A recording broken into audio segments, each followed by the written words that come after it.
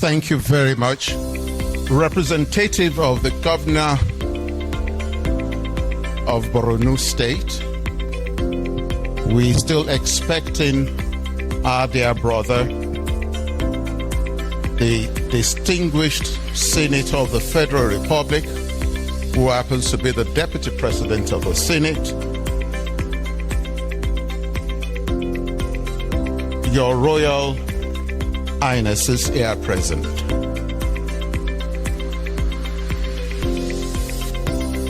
Members of the governing board of the Institute,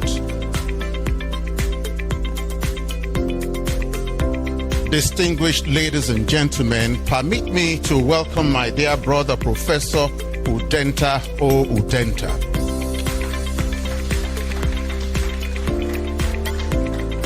Who, against all odds, agreed to make it here today. I am recognizing him deliberately because when the Institute for Peace and Conflict Resolution was started, it was one of the foundation directors with whom some of us worked to ensure that we have a national early warning mechanism for the Nigerian state. And some of us went ahead to ensure that we have something very meaningful at the regional and continental levels. My responsibility today is to discuss the state of peace building in Nigeria. And so we'll go through the introduction, we'll go through the rationale for assessing the status of peace building and identify the positive milestones and achievements of peace building that we do have within the Nigerian state, and take a look at the subsisting and emerging challenges that have continued to plague the effectiveness, efficiency, and practice of peace building, and take a look at the recommendations. In accepting to do this assignment, the organizers had asked me to inspire confidence and contribute significantly to shaping the agenda for peace, advocacy, and action in Nigeria. I'm conscious of the fact that this is a deliberate trap for which ordinarily I should have gone into discussing the theoretical underpinnings in details, but for the want of time, I am not going to do that, and I'm hoping that you're going to have access to the monograph that will be coming at the end of the convention, so that it becomes a resource material, because there are quite a number of issues that we are dealing with. Primarily, you'll see that as we go on. During this convention, we're going to be focusing on the status of peace building in Nigeria. Expectedly, we shall, during the syndicate sessions, I do hope we go into the syndicate sessions, consider this overview, and then understand why we're having challenges in translating peace-building initiatives into proper mitigation, management, and transformation of the cyclical conflicts and violence that we've been having. From field experience, and I must confess, I have 4 decades plus of professional experience in this field, from being a national security and defense management scholar and participating in global agenda. So my definition for peace building is always going to be very unique, and that's why I said, as we skip that theoretical discourse, peace building primarily is a process. And that process comprises of series of connected activities, providing opportunities for linking peaceful coexistence with security and development as a logical continuum that should not be imposed prescriptively upon individuals or groups in order to create desired havens of mutually benefiting peace. And that is why occasionally you hear the concept and phrase, there's a graveyard peace. Currently, you have everybody in the country going through one pain or the other, and we're being made to understand that the indicators prove that Nigeria is doing well. There is a discourse in terms of your unemployment and employment data, that which is positioned by the National Bureau of Statistics, and you're being asked to understand that there is core poor, there is the active poor, and that you have the international labor regime that says you can only class people as being employed when they work for a particular number of hours, and your Nigerian state is redefining that. But for peace building, it must stay at the level of the professional discourse. The concerned parties, therefore, and stakeholders must engage in consultative sessions of joint problem solving that are transparent, interactive, and clear forward-looking, setting the agenda in such a manner that within the context of the shared vision that they will mutually define, they can have goals, objectives, activities, or initiatives designed and structured for lasting peaceful coexistence that does not endorse illegality. Peace building does not give room for illegality or misconducts, nor reward crimes and criminalities.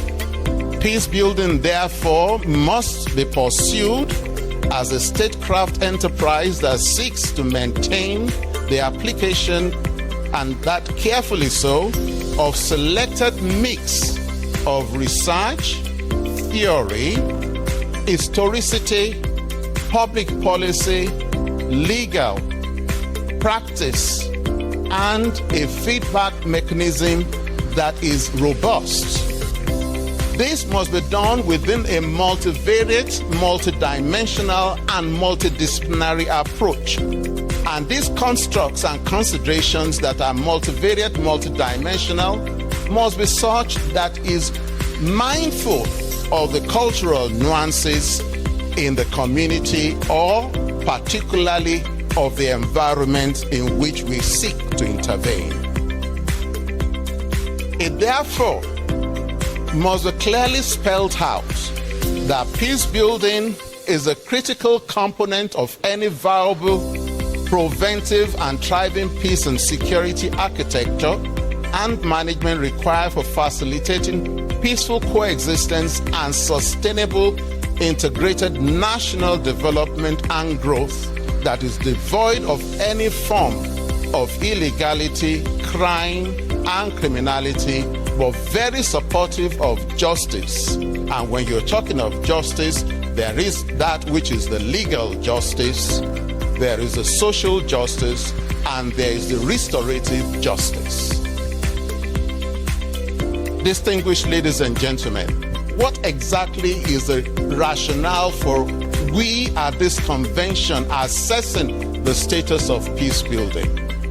At the turn of return to democracy in 1999, we started experiencing series of contestations and challenges to the extent that scholars began to observe that it looked as if turning to civil rule was a misnomer or a mistake. Isaac Alawale Albert, FAGBEMI et al. Had discussed this extensively. In discussing this extensively in building peace, advancing democracy, we argued that it is clear that there is a need for us to have the required paradigm shift. And what exactly are we still dealing with between 1999 and date, which is already 25 years thereabout? We begin to realize that it is only in Nigeria that we are not officially at war, but we have picked a 3.6 million internally displaced persons. For the period 2006 through 2023, we've had close to verifiable source data, that is, that nobody will argue and contend with me that I'm using a data with which I want to probably disparage the Nigerian state. We have officially 196,737 people who have lost their lives, and officially we are still not at war. 2 days ago, I took the pains of going through and ensuring that my media monitoring, I could discern how many times the Hamas triggered crisis in Gaza from October 7. On that day alone, on France 24, the about 44,000 people that have lost their lives got mentioned 57 times on France 24. On Al Jazeera, we had the mention for 110 times before I stopped counting. Meanwhile, concerning the Nigerian state, where we have lost 198,000 that we can refer to based on the data that World Bank, UNDP, and others use, and the Nigerian state is comfortable with. We do not have the kind of mentioning that we are talking about. Are the lives of Nigerians not worthy of international note? What are the positive milestones that we've achieved? With benefit of hindsight, when I said I've been on this field for over 40 years, and I mean it. My bachelor's degree in political science was on the study of the strategic arms limitation talks. My master's thesis was on Nigeria's military statecraft, the study of the strategic installations, and I've been privileged to support both ECOWAS, AU, and incidentally United Nations as well. And I used to work in the presidency of the Nigerian state, so I understand what I'm saying. In 2005, I was involved in a study called the Assessment of Conflict Transformation and Peacebuilding Capabilities in Nigeria, the Reflections of a Practitioner. This was at the On Civil Society, State Failure and the Contradictions of Self-Organization in Nigeria conference, held May 16 through 17, 2005, and has later been published in the book State Fragility, State Formation, and Human Security in Nigeria. The Nigerian peace security architecture is a very interesting piece in security architecture to study and understand. We have three arms of government: the legislative, the executive, and the judiciary. And then we have the Nigerian state, the people themselves.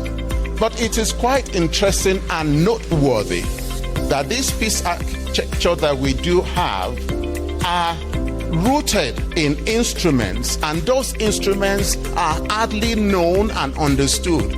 But in the last 25 years thereabout, we are beginning to see a shift And we are now experiencing an increase in the reference to and reliance on peace-building related legal and policy frameworks. Before now, for those of us who understood what used to happen during the military era, once you are told the C said, it is law. But now, a number of us are now reading the Constitution, and even state public officials are now consciously making reference to sections of the Constitution, and you begin to hear them talking in terms of the fact that the primary responsibility of government is the security and welfare of the people. Before now, it never used to be something like that. And you now have a number of instruments, including the National Security Policy, which is the National Security Strategy. You have a number of them dealing with cyber crimes, counterterrorism, preventive terrorism, and all those kind of legal frameworks. However, like we will observe later on, it is unfortunate that some of these provisos are not being followed. We've begun to experience improved collaboration in the area of peace building, yes. When peace building started in the 2000s, it used to be third-party intervention for which non-state actors, that is the civil society, faith-based organizations, used to try to get government establishment to get involved in. But now there is a partnership which has now become something of reference. It is quite instructive to understand that with this improved collaboration, we now have the establishment and strengthening of state-coordinated peace-building institutions at the federal and state governments, and we continue to experience transformation and inputs and outputs from the Office of the National Security Advisor, which ordinarily, if we are to interrogate, the advisory office of the National Security Advisor is now being turned into an implementation agency contrary to the provisions of the law. A number of humanitarian services have already come to the fore, and today we have the armed forces now establishing the Civil Military Relations Directorates to mitigate the interfacing of military with citizens. Security and law enforcement entities, particularly the Nigerian Police Force, the Nigerian Security and Civil Defense Corps, now have formations and units responsible for peace building and conflict management. These are the positive developments that we are having. And we have emergency and humanitarian responses being packaged and refocused to accommodate peace building, that is the National Emergency Management Agency and the various state emergency management entities. We've had the activating of research institutes and training. We now have about 50 tertiary institutions of the Nigerian state now having peace and conflict studies, which is a step in the right direction in building capacity and populating professionals that are to be involved in this. And at the civil society end, have institutes like the Global Peace Conflict Management Institute. State governments have not been lacking, and I want to believe it's one of the reasons why the organizers have decided to honor His Excellency Professor Babagana Zulum. We now have state governments with entities responsible to play peace-building roles, inclusive of Adamawa State Peace and Conflict Resolution and Social Mobilization Commission, Benue State Commission for Peace and Reconciliation, Borno State Agency for Coordination of Sustainable Development and Humanitarian Response, Kaduna State Peace Commission, Plateau State Peacebuilding Agency, and Rivers State on May 8th announced that they are going to activate Community Conflict Prevention and Peacebuilding Committee. The civil society organizations have transformed significantly in the last couple of years under reference. And the faith-based organizations encouraging the active participation of people that either would have been part of the problem now becoming change agents. So, for those of us who I was privileged to have been the foundation country coordinator for West African Network for Peacebuilding, our sister Milord was making reference to Liberia and the role of women.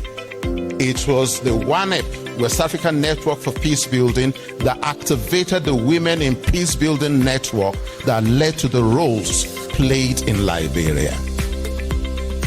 We have enhanced capacity building and a lot of trainings are ongoing, and that is why not only do we have the Nigeria Inter-Religious Council, which is a state agency, you have a number of commissions within the faith-based components of the Nigerian states.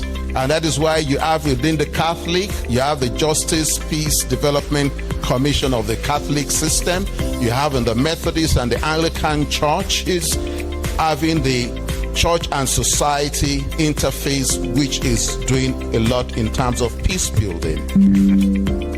We've talked a lot in terms of improvement in the referencing and activating and use of the legal and policy frameworks, the churning out of a number of instruments, the National Counterterrorism Strategy, all have culminated and contributed to we having improved interagency institutional cooperation and collaboration.